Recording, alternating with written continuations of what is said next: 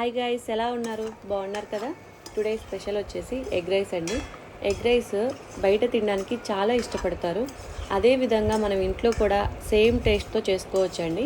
నేను చెప్పిన ప్రకారం చేస్తే బయట టేస్ట్ కంటే ఇంట్లో టేస్టే చాలా బాగుండిద్ది అంటారు. నేను ప్రాసెస్ చెప్తాను, మీరే ట్రై చేసి చూడండి.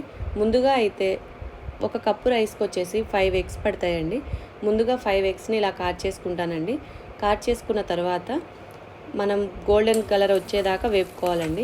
బాగా కదుపుతూ ఉండాలండి, ఎందుకంటే బాండీకి ముందు అంటుకుంటూ ఉంటుంది కదా, కదుపుకుంటూ ఉండాలి.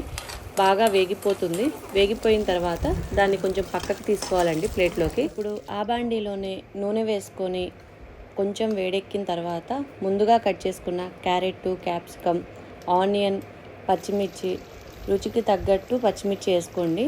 అంటే నేను చిన్నపిల్లలకి చేస్తున్నాను కాబట్టి కొంచెం తక్కువే వేసుకున్నాను. మీ ఇష్టం అండి, కారం తినే వాళ్ళైతే కొంచెం ఎక్కువ వేసుకోవచ్చు. ఇప్పుడైతే కొంచెం అల్లం వెల్లుల్లి పేస్ట్, కొంచెం ఉప్పు వేసుకొని బాగా కలుపుకోవాలి. ఇక్కడ వచ్చేసి నేను పిల్లలకి రెడీ చేస్తున్నాను కాబట్టి అల్లం వెల్లుల్లి పేస్ట్, ధనియాల పొడి, కారం తప్ప నేనేం వేయట్లేదండి. బయట అయితే కొంచెం మసాలాలు, సోయా సాస్ వేసుకుంటారు కదా, ఇంట్లో కూడా వేసుకోవచ్చు. కానీ ఇక్కడ పిల్లలకి అంత మంచిది కాదని చెప్పేసి ఓన్లీ కొంచెం ఇవి వేస్తున్నానండి. మీరు ఇష్టమైతే సోయా సాస్ కూడా వేసుకోవచ్చు, బాగానే ఉంటుంది. నేను కూడా ట్రై చేశాను, కాకపోతే ఇక్కడ స్కిప్ చేస్తున్నానండి. ఇప్పుడైతే దగ్గర పడింది కదండి. ఇప్పుడు వచ్చేసి మనం ఒక బౌల్ రైస్ ఉంది కదండి, ఆ రైస్ దీనిలో వేసేసుకోవడమే. రైస్ వేసిన తర్వాత బాగా మిక్స్ చేసుకోవాలండి నిదానంగా. అప్పుడు రుచికి సరిపడా ఉప్పు చూసుకోవాలి. ఉప్పు కనుక తగ్గితే కనుక కొంచెం సాల్ట్ వేసుకొని మళ్ళీ కలుపుకోవాలి.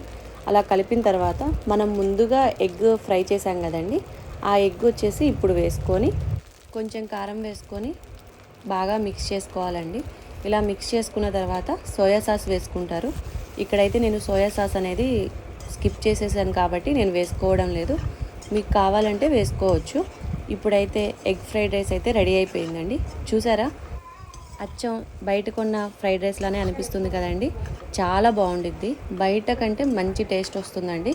ట్రై చేసి ఎలా వచ్చిందో నాకు కామెంట్ చేయండి.